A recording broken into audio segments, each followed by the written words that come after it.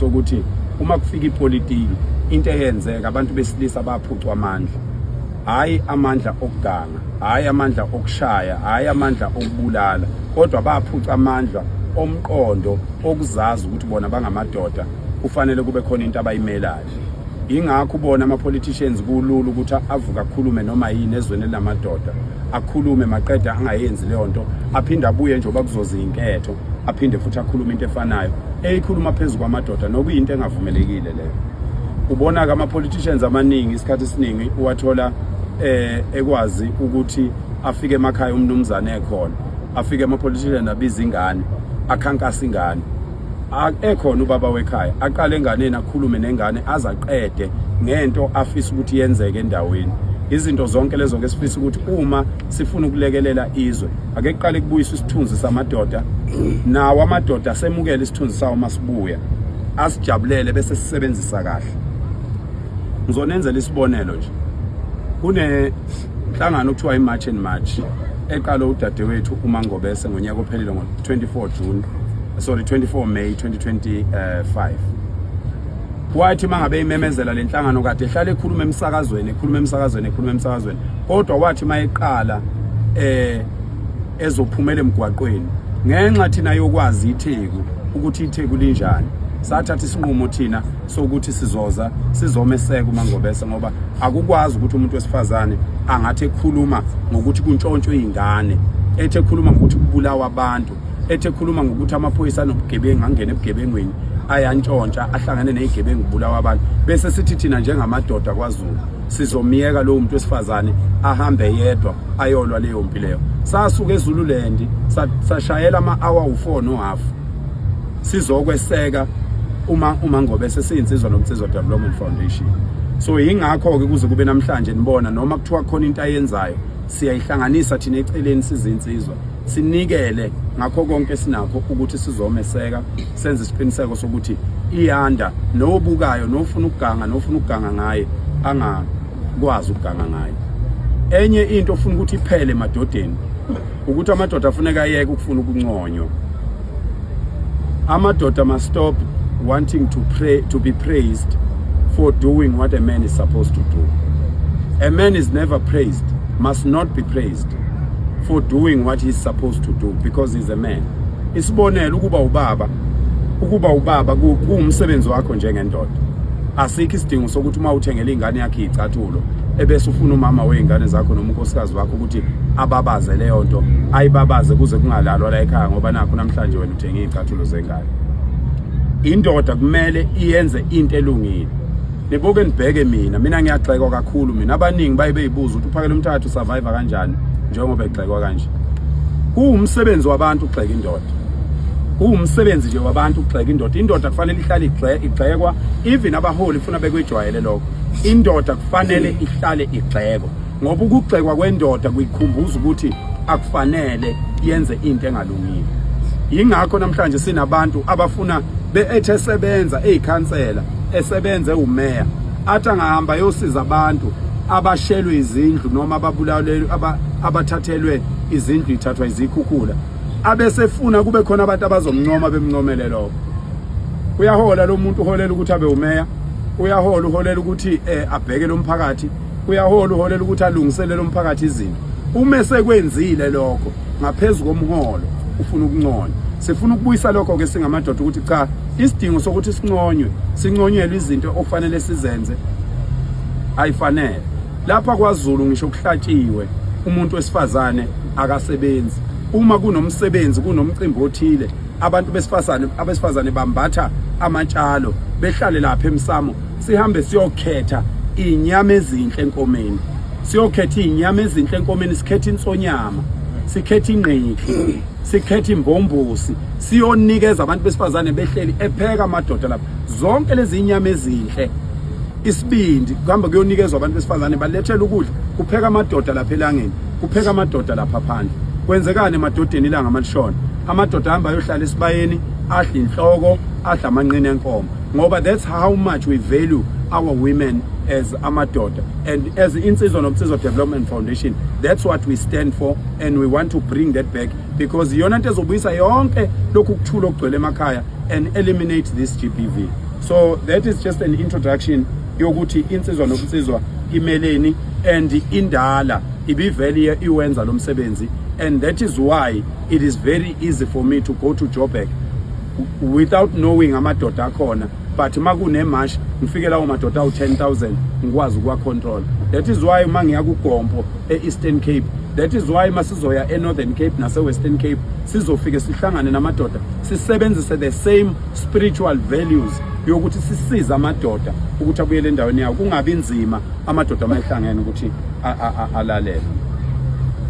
Siyadinga wemadoda seSouth Africa namadoda kwaZulu kakhulukazi ukuthi sibe umkhombandlela einganeni ezincane zabafana. Ingakho namanje sinohlelo olubizwa ngokuthi iBhunga Boys Bootcamp eqhubekayo njengamanje, okuyiyona ezothi ukuthatha isikhathi sami esingamasonto amabili ngingabonakala emphakathini, ngoba ngiyohlala nalezi izingane entabeni sikhumbuza ukuthi singobaba bazo. Enye yezinto ezinkulu okufanele zizazi ukuthi ukuba indoda akubizi imali, futhi akufanele uma uyindoda uthengelwe ukuthi wenze into okufanele uyenze njengendoda. So ke sizosukuma singamadoda silekelele njengoba sisukumile salekelela uMangobese, nalokhu sifuna kubulale nalomoya wokuthi ngeke ngihlanganisa amadoda awu257,000 ngithi ngizokweseka uMangobese ebese mase ngifikile kuthiwa ngisameseka uMangobese. Ngeke ngihlanganise amadoda kusukela ngaqala ngiwahlanganisa mahala ngingawakhokhela imali ngingenzi lutho ebese ngithi uma sengifikile ngeke ngisakwenza lokho. Angeke sikwazi ukukhuluma singamadoda la eSouth Africa sithi abantu besifazane siyabeseka bese kuthi uma sekukhona into eqala umuntu wesifazane bese sithi ngeyakhe, kuze kusho wona amadoda amanye athi musana ukuphazamisa uMangobese entweni yakhe, kodwa thina seseka yena lo Mangobese.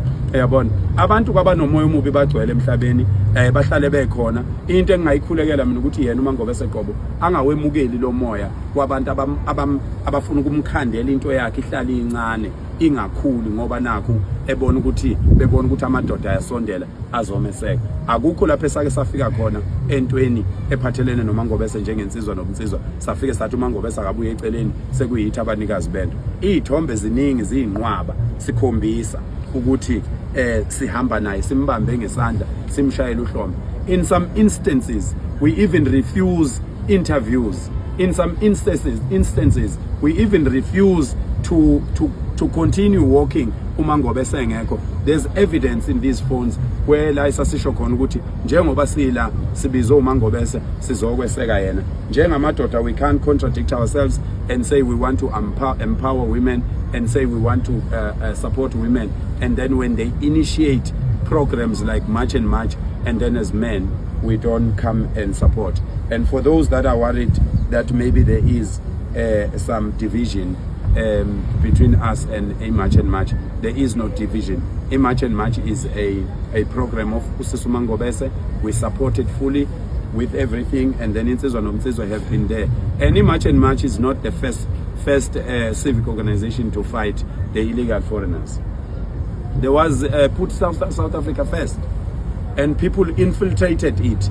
Politicians infiltrated Put South Africa First, and today it's irrelevant because of allowing these rogue elements, the politicians and people who have other ambitions beside helping the country. Operation Tutula nayo indala kakhulu kuna March and March, and it has done significant work in South Africa, and we can't be contradicting ourselves sithi sifuna abantu behlangane and we fail to recognize each other when we are supporting each other. So siyacela kubantu base South Africa ukuthi bangasebenzisi umoya omubi nomoya wokwehlukanisana lo okhandwa ipolitiki. Ingakho kungafanele lama civic organization alidwe abantu abanama ambitions epolitiki. Akufanele mangabe nje uleader umholi noma uyingxenye yeMarch and March ubese uba nama political aspirations, because siyazi ukuthi lapha kuma lokhu kuma organizations ethu abantu asebephethe lama march kwezinye indawo, abantu abafuna kuba ngamakhansela. Yibo ke laba bathi mabebuka uphakela umthakathi besaba ukuthi mhlawumbe uphakela umthakathi ufuna lento nami engiyifunayo, ebese ethi umuntu uphakela umthakathi ufuna ukuthatha into kaMangobese kanti uzama ukuthi uMangobese angabe nabantu abaningi ukuze yena ezothola lento ayifunayo. Mina ngistrong weingane zakwethu, ngifuna nazo eintatheli la eSouth Africa bambalwa abantu abastrong njengami. ngi-strong physically, ngi-strong emotionally, ngi-strong spiritually, ngi-strong nje ngayo yonke nje into, ayikho into enginga-strong ngayo. Ngisho ungakhuluma into embi kangakanani, there is nothing anyone in this world, in the entire universe, nobody can say anything that can, demoralize me. You can't demoralize me, because I was held with a hand every day for 21 years, from 0 years to 21 years. I was held, ngangibanjwe ngesandla, ngitshelwa impilo, ngitshelwa umlando, ngitshelwa yonke into, ngitshelwa ubudoda, ngifundisa ukuthi buyini ubudoda bumelana. Abaningi bayamangala la. Uyabona kade ngithethiswa yenye indoda lapha ithi uyabona ke phakela lento yakho lena ke manje yokuthi uhamba uqimbile lapha abafazi bethu sebethi ke manje indoda kufanele ibe nje, uyabona. Kube kungamanqoko, kodwa uya understand ukuthi kuhamba kuze kufike ezingeni lakho nabantu besifazane ngenxa yokwenza kahle indoda phambi kwabantu. Abantu besifazane bavukelwa yithemba lokuthi kanti amadoda khona, indoda into kufanele ibe kanje. Yingakho ke thina sikulwela ukuthi amadoda wabuyelwe yithemba, awabuyele ukuzethemba, ayithande, abuye kube ubuqotho benza abantu bekubona, ubuqotho benze.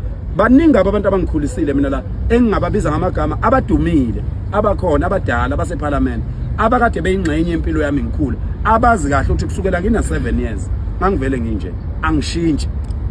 So laba baphuma umkhankaso okuzama ukuthi bengingcolise noma bezama ukungiqeda amandla, akwenzeki kalula, ngoba yikho into ongayicinga ngame engcolile uyithola. Angiyiphili impilo engcolile, hayi ukuthi ngiyayifihla, anginayo impilo engcolile mina. Akukho ngisho yedwa umuntu osifazane la emhlabeni ongaphumela obalathi mina njoba ngikhona ngahlukunyezwa ukuphakela umthakathi. Yime ngilwela abantu besifazane, lokhu ngazalwa ngilela abantu besifazane. Ngaka ngalwa nendoda endala ifuna ukushaya udadewethu imeshela ngenkani, endala yaze ngikhiphela ucelembe, ngathi lutha ngendawo, angindawo udadewethu lo, ngoba ngangifundiswe ngimncane ukuthi udadewenu uyithemba lakhe, usisi wakho kuyiphatha kahle kwakhe kulele kutheni wena njengensizwa emphakathini hlonipheka, ukuze insizwa noma iyeshela udadewenu imeshele yazi ukuthi lengane le inabafowabo lengane. Angikwazi ukushela lengane ngenhloso yokufuna ukuyichaphaza. Ilokho kufanele sikubuyise sizinsizwa, ilokho kufanele sikubuyise. So laba bazama ukona lo msebenzi ongake sesiwenzile ngeke kwenzeke. Insizwa nobunsizwa, whether akhona amanye ama civic organization noma ngaba wekho, insizwa nobunsizwa lokho kufanele achieve eSouth Africa, izoku-achieve South Africa, ngoba we are very consistent. Ayikho political party noma a politician esikuyafika kithi ngasese yakhuluma nathi isitshela ukuthi asiyeke ukuthi asenze ukuthi esitshela ukuthi asiyeke. Awukho umhlangano esifihlayo uma ngabe sihlangane nomuntu, ngoba sisuke senzela lokho ukuthi kungabi bikho izinto abantu abazoyisola, kodwa labo abafundiswe ukuthi yonke into emhlabeni yenziwa ngemali, we are here to teach them a new lesson. Wonke umuntu owazi ukuthi kuyantshontsho emhlabeni, wonke umuntu owazi ukuthi kuyathengwana emhlabeni, insizwa nokunsizwa izo redefine i-honesty kubantu abasebenzela umphakathi. You can't say this is a hand and when you turn it the other way and then ubusuthi akusisona isandla leso. So ke besithi sendlalele nje bafowethu, siyafisa abantu besifazane eSouth Africa bengaphatheki kabi ukuthi mhlambe sesithatha imisebenzi yabo noma senzane. A wise woman will always know ukuthi uNkulunkulu always put men phambili ukuthi bavikele abantu besifazane. Manje ke ipolitiki ifundisa abantu besifazane ukuthi bangaphezulu kwamadoda. Yikho ke ninama ex angaka nje, uyabo. Yikho nje ninenqwaba yama ex, umuntu azabe proud akubalele ukuthi kune ex yami la, kune ex yami lapha, ngoba noma mvuso nje uyi-ex somewhere. Mafuso. So our media statement is a call for a new South African charter. South Africa needs a new national charter that reflects the aspirations and responsibilities of democratic choices of South African citizens in the 21st century. The 1955 Freedom Charter declared that South Africa belongs to all who live in it. Okungamanga nje. Asikwazi nje ukuthi singasukela umuntu waseBangladesh sithi naye ungwala. Ayikho leyo nto leyo. South Africa belongs to all who live in it. Many South Africans now believe it is time to debate whether the principle continues to serve the country's national interests or whether a new constitutional vision should be greater emphasis on the rights and responsibilities of sovereignty of South African citizens. South Africa belongs first and foremost to its citizens, who shall determine its future through the Constitution and the democratic process, while respecting the human dignity and fundamental rights of every person within the Republic. Such proposal should require broad public participation, and with our marches and that have continued across the country, there is no doubt in anyone's mind that South Africans have had enough of the laws that are passed without their consent. South Africans, that there's no greater public participation than this one thus far. We will no longer be manipulated into being called vigilantes or Afrophobia or xenophobic. Government must act on immigration reform and border security. Bakithi kulaba bakithi abathi si xenophobic, laba abaningi ke futhi bebezama ukusebenzisa lokho ukuqhuba indlela zabo zokuzama ukuthi kube noqhekeko phakathi kwethu. Abaningi bayazi ukuthi ngumuntu we social media, ngihlale ngikhona ku social media, kodwa uma ungaqaphela kuba kancane kabi ngithole ngishuthe nabaholi. Ngiyabaza abaningi bayangifonela bakhona la efonini yami, siyahlangana nabo, bathi kukancane ungithole ngishuthe nomuntu. Ngicela ukwenza into enkulu kunazo zonke enizoyibona ukuthi ingakanani. Akekho akwabona isithombe sami nomdlokombali, kodwa sengahlangana kaningi nomdlokombali. Before inkosi awokhokho beyikhumbule, ahlangana kaningi naye, kodwa ngaze ngifike eduze kwayo. Ingonyama ngiyenzela umsebenzi omkhulu, umkhosi woselwa umiswa yimi. Makwenziwa nje umkhosi woselwa umiswa yimi, umkhosi woselwa okumkhosi omkhulu ngendlela eyisimanga, okufanele ube mkhulu ngisho kunomkhosi wamatshitshi. Ukuba izinto zenziwa kahle, lokho insizwa nomsizwa enye izinto ezoyilwela ukuthi yenzeke, ngoba umkhosi woselwa umkhosi wokweshwama, umkhosi wokuthi ucelelwe impilo isizwe, iwona mkhosi okufanele ungabe mkhulu kunayo yonke imikhosi. Iwona mkhosi uhulumeni okufanele ufake ibudget enkulu kuona, ngoba iwona mkhosi la okufanele kufundiswe khona abantu ukuthi benzani. Njoba kukhalwa ngokuthi amatshitshi ayafundiswa, insizwa ayifundiswa, ukhona umsebenzi, ukhona umkhosi okuyiwona oqondene naleyo okuwumkhosi woselwa. Angaze ngihlangane nengonyama, angaze ngithinta ingonyama, angaze ngishuthe nengonyama, ngoba ukuhlangana nengonyama kimi it's not a publicity stunt. It's more of a spiritual connection than anything else. Angeke ngithanda ukuhlangana nengonyama mina ngisuka ekhweni, angeke ngithanda ukuhlangana nengonyama kade ngidlalela noma kodwa bakithi ebusuku. Angeke ngithanda ukuhlangana nengonyama ngingahlanzekile emoyeni, ngoba ukuhlangana nengonyama akusikho nje ukuhlangana kuphela, kodwa akusiyo into yokuhlangana ukuthi ushaye izithombe bese uvela ukuthi athi uhlangane nengonyama, ngoba ingonyama akuyona into yokukhanda udumo. Ingonyama akuyona into yokuthi ubukwe ukuthi wena usuku wahlangana nengonyama. Ukuhlangana nengonyama kufanele kube ngokukamoya. Angaze ngichawule ingonyama lokho ngaba khona, njoba ikhona ngoba ngingaka, njoba ngiyilwela kangaka, njoba ngisebenza kangaka, angaze ngichawule ingonyama. Nesaba ngisho ukusondela kuyona, kodwa yimi engiyisebenzelayo. Akekho umuntu owakhela ingonyama ibutho la eSouth Africa ukwedlula mina. Akekho umuntu owakhela ingonyama insizwa zayisencane kusuka ko 5 years kuya ko 21 ukwedlula mina, kodwa ngaze ngihlangane naye. Ngijabula ngife ngimbono ngangeyintaba zakhe eme lapha nje phambi kwebutho. Ngijabula ngife ukugiya ehlele esihlalweni lapha ongangokujula kolwandle. Ngijabula ngife indlula mithi uma ngizwa ikhuluma ngiyibuka ku TV. Angidingi ukuhlangana naye, ngiyohlangana nayo mhla yona yathi aningicelela undabandaba bese ngihamba ngiyobika kwabakwandabandaba. Ngikhuphukele entabeni ngiyobikela uNkulunkulu ukuthi Nkosi namhlanje ngiyokhuluma nenkosi umlomo nomlomo, ngoba akuyona into encane. It's not a publicity stunt. Even upresident obehlela umhlangano ngase ngihambile, ngase ngisestandard ngibuya ngiza lapha kwaZulu, angasho mayithola ithuba lokukhuluma uyosho owayengibiza ukuthi ngathi awukodwa kungangami ukuhlangana nomongameli.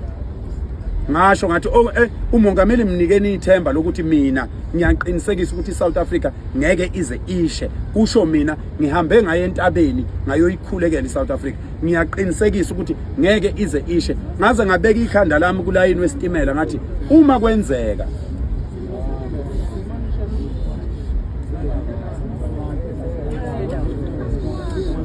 wey'nsizwa bafethu abakhulu okungakafiki ezingeni lami ngoba kugcina kuba ngathi kuwumdlalo nje. Kugcina kuba ngathi kuwumdlalo ukuhlangana nopresident, kugcina kuba ngathi kuwumdlalo ukuhlangana nesilo. Isilo mina ngiyaye emashobeni ngifike ngidedele abantwana, ngidedele cha ingane zakwethu ngeke phela.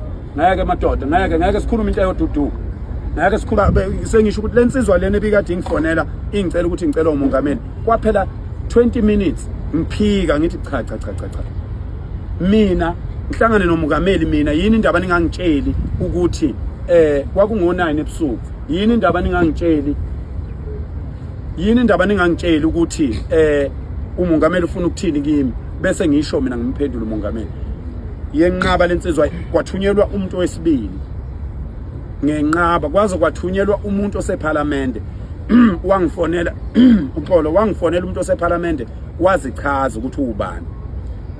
Kwayima ngivuma ukujika eStanderton. Baqala ukungifonela ngakafika eStanderton. Bangifonela ngibheke eStanderton kwakusasele 35 minutes ngifike eStanderton.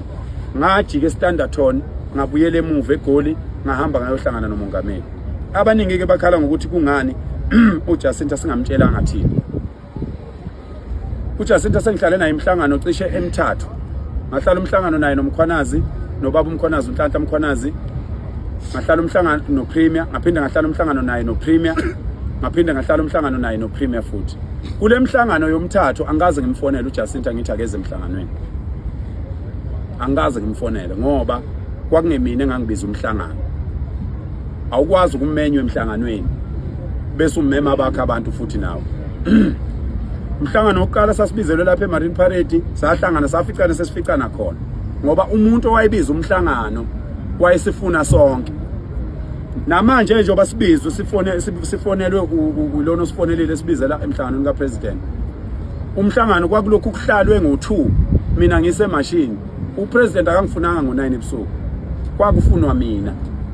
Ngizonikeza uPresident isiqiniseko ngoba nizokhumbula ukuthi uPresident wayihlangene neNgonyama ngayizona. INgonyama yamnikeza isiqiniseko sokuthi uphakela umthakathi ngiyamazi. Angeke abantu bone mangabe ekhona. Lapha azobe ekhona uPresident akakhululeke ngeke kuze konakale lutho. UPresident ufuna lelozwi kimi, ufuna ukuzothi ndoda ade ngihlangene neNgonyama. INgonyama ithe akuzukonakala lutho. Kunamazwe akhathazekile asaba ukuthi azolanda idumbu eSouth Africa ngenxa yakho. Ngathi mina President ngeke iziyenzeke le nto. Ngayethembisa iNgonyama, ngamethembisa uPremier, ngiyakwethembisa nawe President. Uma kwenzeka kufa abantu bebulawa ngabantu abazobe behamba nami President, cela ukhiphe iorder yokuthi uMkhwanazi akangibophe. Ngathi ngiphuma kuPresident ebusuku ngo11 ngabe ngithola ucingo lukababa uGeneral ubaba uNkwali yenkosi. Wathi indaba wangethembisa. Wathi ngeke kwenzeke lutho. Ngicela kusasa kwenzeke lokho othi kwenzeke ngalendlela owasho ngayo wathi kuzokwenzeka ngayo. Ngaye entabeni mina weyingane zakwethu. Abanye babehleka bethi ngumfundisi yini. Abanye babehleka bethi sungazi uyokhulekela izwe unamba bani. Namhlanje nqoma umhla ka30 abanye babesho njalo. Namhlanje ngiyokhuleka babesho njalo. Nayizolo bebelindele okubi kwangenzeka. Ayikho into eyimfihlo ekhulunywe phakathi kwami nomongameli. Abanye ke omunye nje izolo ngifonelile wathi ayiphakela sengiphoxeke kabi umuntu omkhulu. Wathi sengiphoxeke kabi manje kuthiwa wena usunikezwe imali uPresident. Usho umuntu okade engekho. Uthi nginikezwe imali. Nginikezwe uPresident. Ngangena ngigqoka amashoba kuPresident ngimbathe nalo ibhayi. Ngigqoka uBrenud oRust namashoba ngiqimbile. Ngangena ngahlangana naye ngigqoke kanjalo, ngaphuma ngigqoke kanjalo, ngangena nongizwe nomholi lona esasihamba naye noNgubani. Sangena sigqoke kanjalo, saphuma sigqoke kanjalo, akekho umuntu owaphuma nemali lapha. Abantu abayeke ukuqagela izinto okokuqala. Okwesibili abantu abayeke ukuthi mabezonda ubaba uRamaphosa uPresident bese befuna sonke simzonda. Mina ngizondani.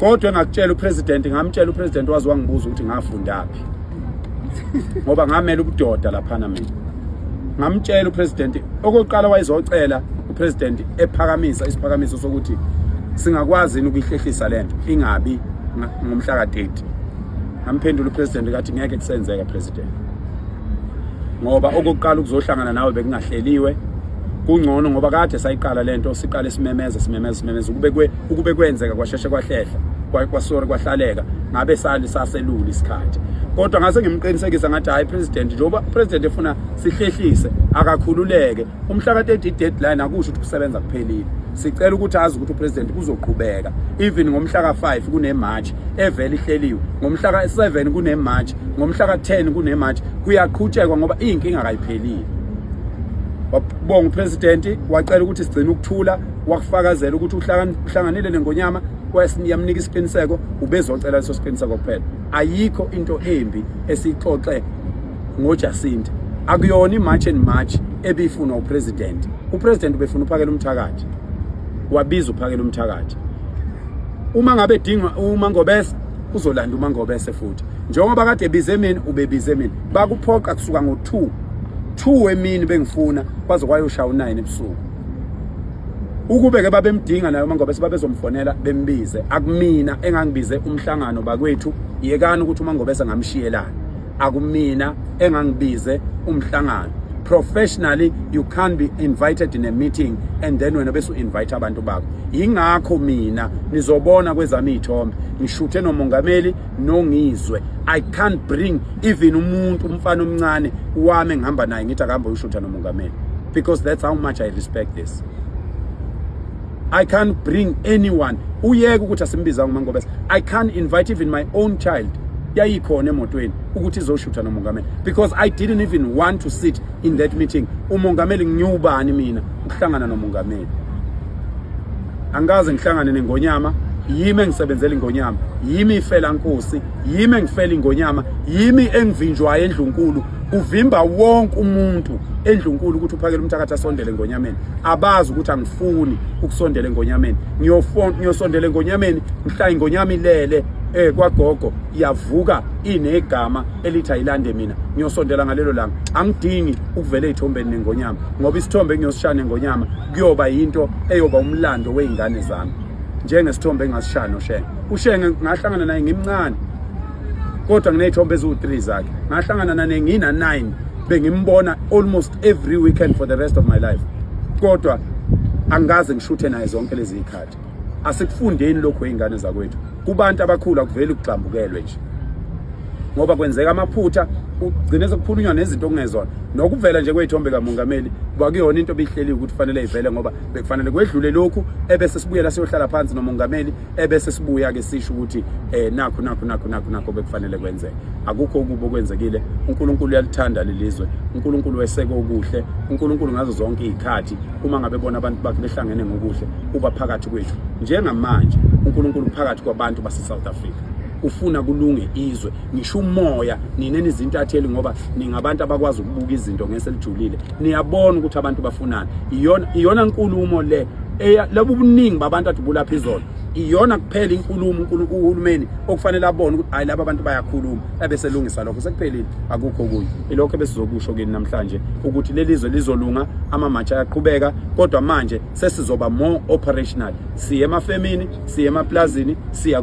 kuma estates ngoba thina asigcini ngokukhuluma kuphela sesiyikhandile imisebenzi engaphezulu ka15,000 uhulumeni kulonyaka akawukhanda umsebenzi uma ngabe kuzophela lo nyaka sinemisebenzi engaphezulu ka1 million and ngicela ningiquote on that before the end of this year we will create more than 1 million jobs like South Africa permanent jobs it's very easy remove an illegal foreigner and put a South African it's very simple it's very simple ayikho into enzima uyabona lapha lokhuza ko Nando's nako Ocean Basket nako zonke lezi zitolo zokudla lezi ama owners azo angabantu abamnyama bala eSouth Africa please remove your illegal employees and employ South Africans because we are going to report those businesses and I'm calling on all South Africans to report. We will have a desk that only deals with that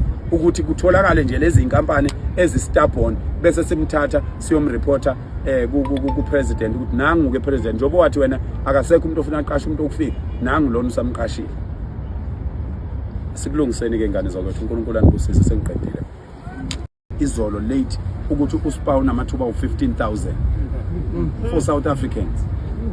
Kade sizwa manje ukuthi lapha eThekwini indawo eziningi almost 1,000 emsebenzi evulekile. Kunendawo eyodwa ekhanda opholoni la eMbilo ekwazi ukuthatha abantu abawu500 replacing 500 foreigners. Now if you are telling me ukuthi we are xenophobic and then ade sibona manje lapho kuna 15,000 wabantu baseMalawi, so are you telling me ukuthi laba abantu baseMalawi bebengasebenzi?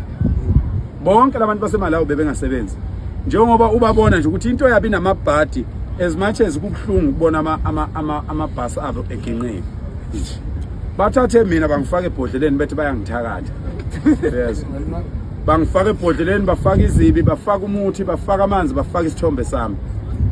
Bathatha leso sithombe bangena nasebhasini bahamba naso bethi baya naseMalawi. Lawo ibhasi endleleni.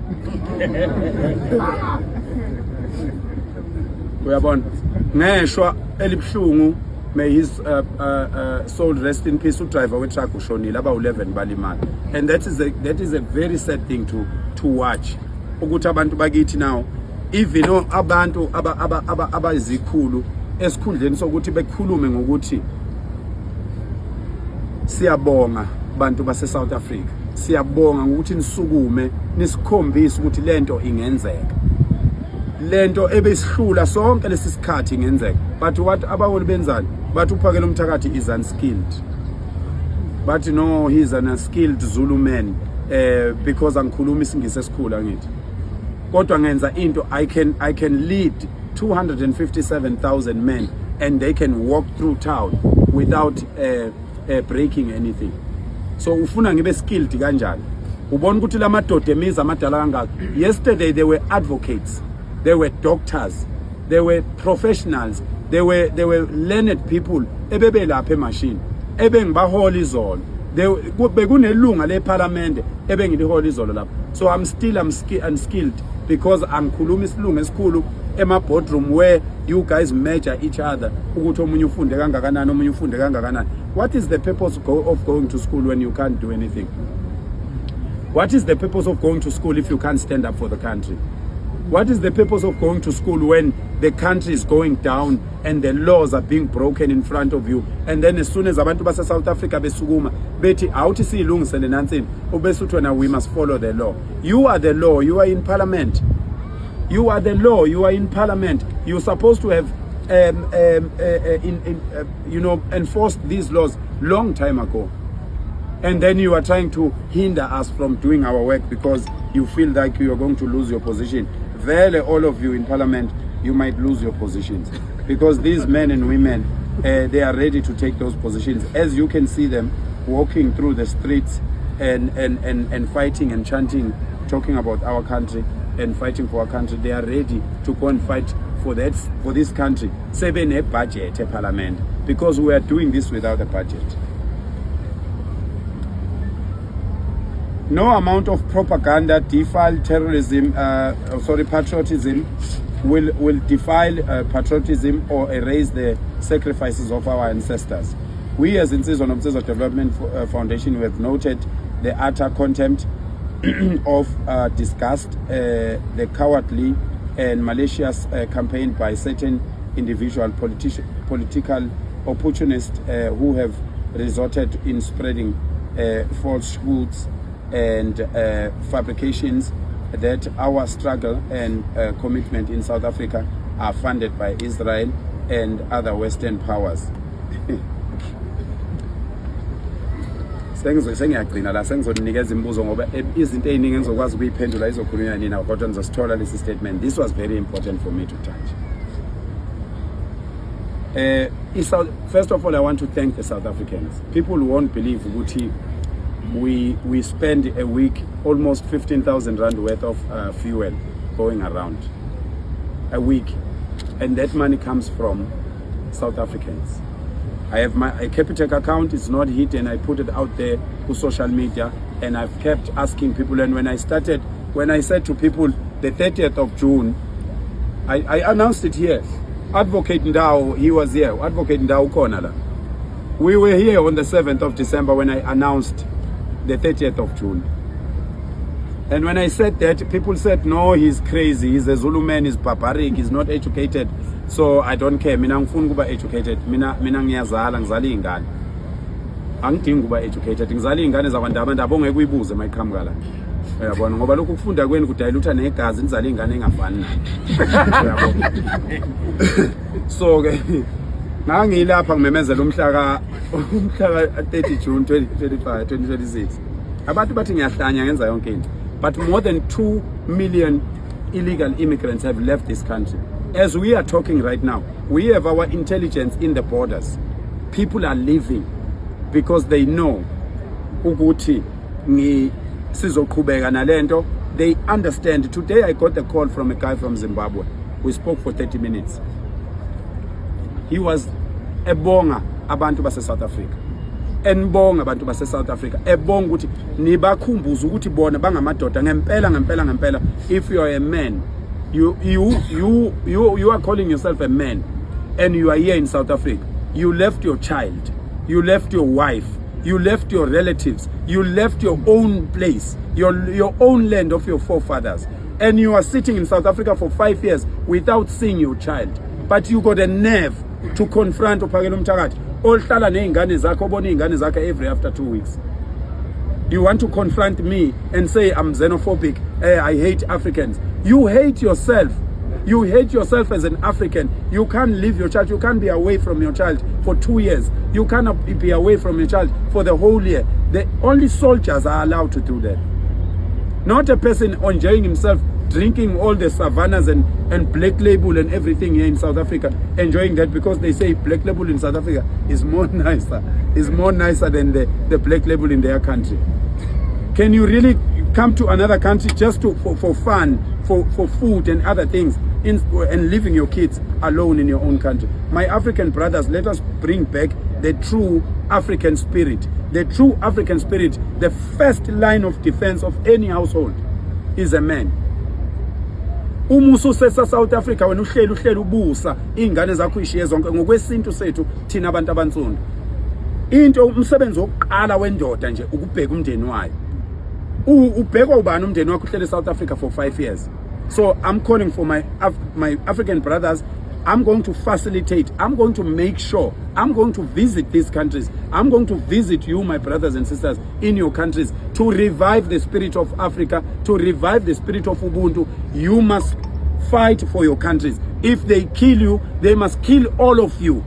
You can't be scared of that, because even me, every day, yesterday I came late in the march because I had an intelligence that some people were waiting somewhere for me. I had to change 2 vehicles so that I can get to the march. Because if I used my car to come to the march, I would have died yesterday. That's why I kept postponing the times, because the intelligence was telling me, Uguti, there's things that people are trying to do. And thanks to the police, thanks to the intelligence. And all those that are criticizing us, they don't know that we go through such. All those that are criticizing us, they don't know. Good. The last time I saw my younger wife, Umasbia, it was on the 4th of December. I'm only going to go home now. Nami ngiyodlala webakwethu ngoba kade sagcina ukudlala nezingane lapha. Ngidlalise nengane endala engizalele izingane. Uyabo. So ke kubhlungu kabi ukuthi ugxekwa abantu begxekela izinto ezifana nalezo. Indaba ye xenophobia nokuthi siyakhokhelwa into engeke iziyenzeke kuPhakela Mthakathi. No one is going to fund me. No one is going to fund me to divert this. No one is going to fund me to change the tone. Ngicela ukuniqinisekisa kuloko. Angithengeki mina wengane zakwethu. Lokho engikwenza ngikwenza ngobudoda.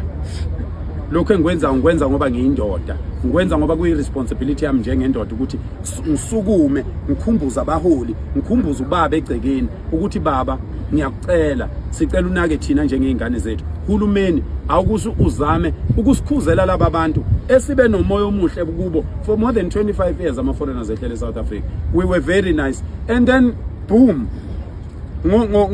December they make a video and say, we are going to take this land. Okay, so we know they can't take their land because they can't take it back to their countries. But the worst thing they said, the worst thing, they said they are going to take our women.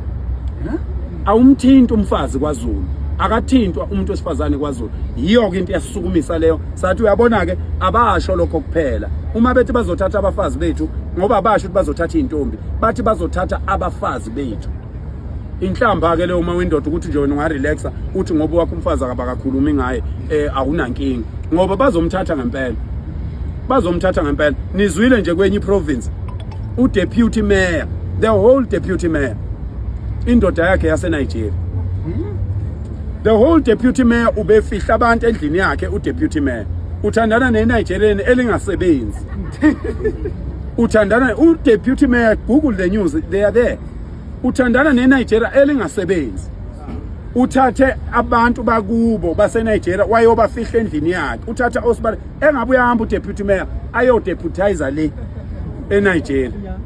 Usebenzisa ama state resources nendlu kahulumeni nemali kahulumeni nemali yabanye abakhokhi bentela ukuthi afihla abantu bokufika bangekho la abalapha ezweni ngengekho emthethweni.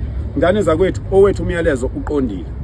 Owethu umyalezo uqondile. Sithi izwe alilungu, akubuyisa imithetho, akulayinile la sizonifakela khona nizoqhubeka nakho nikufunde kodwa asikwazi ukuchitha isikhathi sikhulume ngezinto esisadinga ukwenziwa sineminyaka ewu32 sisemandleni. South Africa na 32 into democracy. We can't be still planning.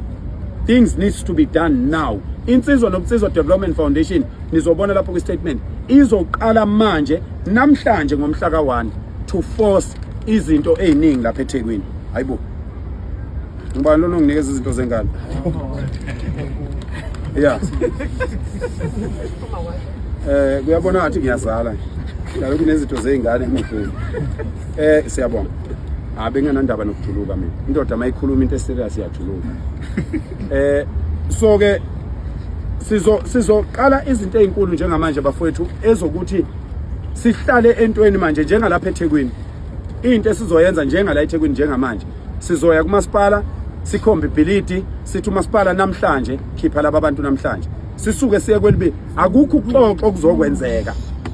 Akukho ukuxoxa okuzokwenzeka. Sizofika sikhombe ibhilidi ngoba amabhilidi abahleli kuwo barenta kumuntu osebenza kwamasipala.